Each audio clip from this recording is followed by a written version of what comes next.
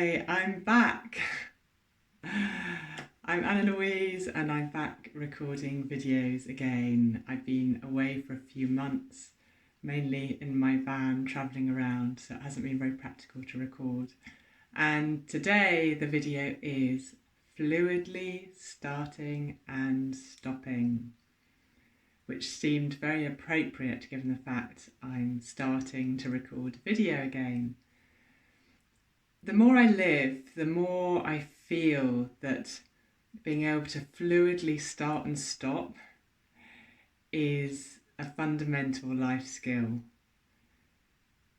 It enables us to get going when we're feeling a little bit stuck, and it also enables us to take space and time when we're in the thick of it and we're on the hamster wheel.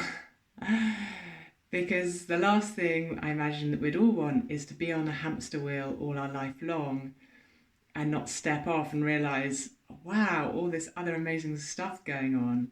And in the same way, to be off the hamster wheel in perhaps a little bit of a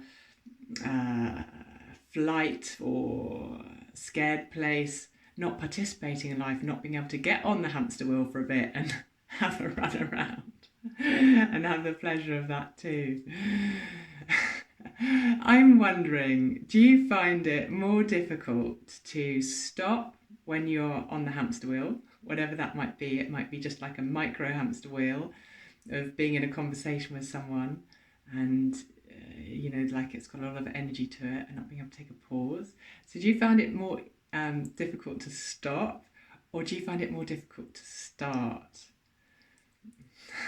And I'll turn that around. Do you find it easier to start once you've stopped something, once you've left it for a bit, or to stop? Maybe the insights you received from me asking those questions in two different ways will be slightly different. Certainly it got me thinking as I was saying it. Starting and stopping. One of my favourite phrases is, it doesn't matter how many times you stop, it's whether you start again. I use it for myself all the time, and I also say it to others a lot. So it's very easy when we have like good habits and for whatever reason we get out of practice of doing them and we go back into our old routines or other routines that aren't so good. And we lose heart, we perhaps lose faith a little bit, and it can be harder to start again than it was in the first place because we've lost that little bit of faith. And so that's why that expression really works for me, is it doesn't matter how many times we stop, it's only how many times we start again. Or not even how many times, just whether we start again. And that has helped me starting to run again, it's helped me starting to eat better when I've been eating badly. In all parts of my life, it's a really good reminder. So I'm wondering if there's anything in your life that you've stopped doing, that you knew that you liked and served you, but you've, for whatever reason, got out of the habit and you've got that inertia. There's something that's getting in the way of you starting again. Anything at all. You can say it out loud. There may be several things. Please do. And just notice how you feel. Notice how you feel in that stoppedness. Does it feel expansive? Does it feel really yummy? If it does, perfect. If it doesn't, then perhaps feel into that sense of resistance around starting again. Maybe there's some fear, maybe there's some discomfort. What's present for you? Can you feel it in your body? I can feel like this, tightness in my chest. It feels a little bit like fear. It feels like, oh, can I really start again? Am I going to be able to do it? Am I going to be able to keep it up? And we can throw away all that stuff. It doesn't matter whether we keep it up, right? Because the chances are we will stop it again at some point. Circumstances will happen, things will happen, and it doesn't matter. It doesn't matter. The more we start again and again, the more we get into the habit of starting again and again, and it frees us up, and it can come in ways that can feel very important and serious in our life, and it can come in the minutest ways too. So, it may be that we've had a real blow in our life. We may have been injured, we may have had a really difficult breakup, we may have lost a job, we may have lost a home. And those things, it can sometimes take a while to start again. And yet the people who seem to bounce back first are the ones that just seem to go straight into starting again. Just allow themselves to pick themselves up and to start again. I particularly noticed that with a few people I've known recently who've been injured, and their attitude has just been so incredible, that just like bouncing back up type attitude. And witnessing them, it's felt like their healing has been so much quicker and more powerful as a result, rather than the having that injury, having that setback, and almost like retreating into it too much, retreating into it and not bouncing back. And then, of course, starting again can happen on the micro level as well. The smallest of things might be tidying the house, or writing a gratitude journal, or what comes to mind for you? What's some small things, really small things that it would be nice to start again? And what does your heart long to start for again? Maybe there's some real soul-based impulses. And stopping is equally important as starting, because that gives us the spaciousness, it gives us the time, it gives us the perspective, it allows our system to settle, it allows us to be potentially more present. And that again can happen at the smallest and biggest levels. So I think stopping a relationship can be the most powerful thing in someone's life. And that might be a relationship with a friend, or it might be a relationship with a partner. It's so easy to carry on in a relationship that doesn't serve us because of habit and convenience and the fear of the pain, the fear of the separation. All of those things we're so familiar with. And yet, if we're brave enough to step out of those relationships that don't serve us, those friendships, there's so much awaiting us on the other side. And I think the key here is around trusting the unknown. Trusting the unknown, trusting that something even better is to come. And I don't know about you, but I really witness my attachment to the things I know. I can feel how there's part of me that doesn't want to give up that comfort and security, that familiarity.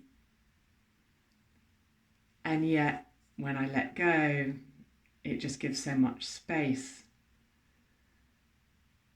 to let the new and the fresh come in for what's true for me right in this moment. And of course, it doesn't stop us starting again in those friendships in the future. And it may be the other person goes through some transformation, which means that we want to be with them again more in a different way. Who knows, right? Who knows?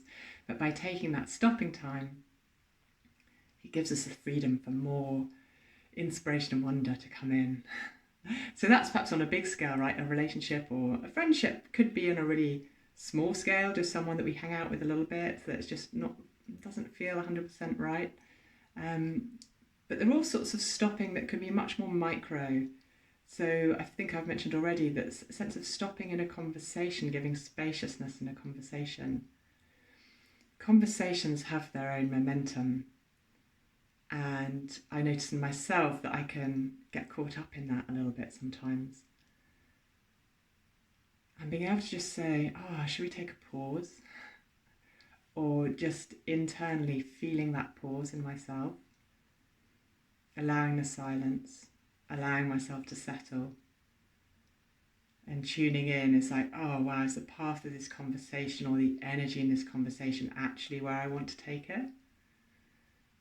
Or could there be something more nurturing, more fulfilling, more joyful here? I noticed that yesterday. I was walking back from the swimming pool with a friend, and I was in that like little bit of a hamster wheel of the conversation, partly because I was speaking in Spanish, and so I'm not as relaxed in Spanish as I am in English. And I noticed myself just about to launch into something that was a little bit negative and really wouldn't have served my physiology and wouldn't have served my friend's physiology. And I could just go, do I really want to continue the conversation in that way? Or can I just take a pause and be all right with the silence for a minute and see what direction I really want to be in here? What way do I want to start? Starting and stopping fluidly. One thing that I notice sometimes is that I can get stuck in the stop. That's a nice expression, isn't it? Stuck in the stop. So I take a break and I like just have this inertia. It can happen in the day when I'm like, I just lose momentum and I've taken a rest maybe. Do you ever find you can lose momentum and you get a little bit stuck? Stuck in the stop? I need to create a little song. You stuck in the stop? Funny enough, yesterday I was feeling quite stuck in the stop. I was feeling quite stuck. And I was like, what wants to happen here? And I was feeling into like what I could do. And I was like, maybe I just need to write a song. And so I did. I just wrote a song. Half an hour and I'd written a song. And it's cool. I need to look at it again now to see whether I can actually practice it and get better at it. But yeah, so that place of stuckness, all this discussion really is designed to do is bring our awareness to those places, bring our awareness into where we feel those things and inviting our awareness into what might serve us better. Simple as that. Starting again, being able to stop, being able to take perspective, being able to notice what we really want to start again, what we really want to start. I think we put off the things that often are the most dear to us, and we tend to do the things that aren't so important. A good friend of mine used to say, she'd always used to end up like tidying her desk and sorting out her filing rather than do the things that she really, really wanted to do. Yeah, it's curious, isn't it? It's back to front, but I think a lot of us have that sense for whatever reason. Well, I'm pleased to be back with you. I hope you've enjoyed this. And I wish you a week of awareness around starting and stopping, just watching, being curious, watching our systems and seeing what unfolds, seeing what magic enters in and also what peace and calm also enters in the stop. I'm Annalouise. If you want to hear more about me, you can go to www.resonating.love and you can press a like on this video if you have done. I'd appreciate that, and you will also subscribe to the channel. And if you feel this video will bring a smile to someone's face or might be useful in any way to anyone you know, just trust your instinct and do share it. Wishing you a wonderful week. Lots of love from me. Ciao, ciao.